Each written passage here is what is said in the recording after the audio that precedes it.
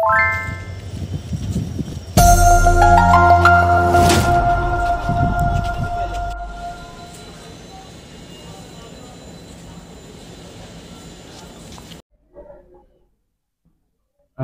গতকাল আমরা দুজন বাংলাদেশি নাগরিককে আমরা গ্রেপ্তার করেছি বিকালবেলা।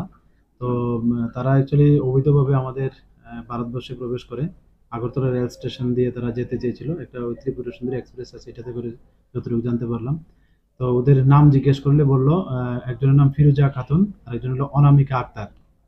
তো গতকালকে আমরা একটা আমাদের আগরতলা জিআরপি থানাতে একটা তাদের এগেনস্টে একটা মামলা নিয়েছি। তো আজকে আমরা তাদের মহামান্য আদালতে প্রেরণ করব। কতজন ছিল টোটাল? টোটাল ২ জন ছিল। তারা অ্যাকচুয়ালি একজন বলছিল যে পুনেতে যাবে, আরেকজন বলছিল যে কর্ণাটকে তাদের এখানে যাবে, এই কথা বলেছে আর কি। দুজনের সঙ্গে কি ডেস্টিনেশন কি দুজন। ছিল?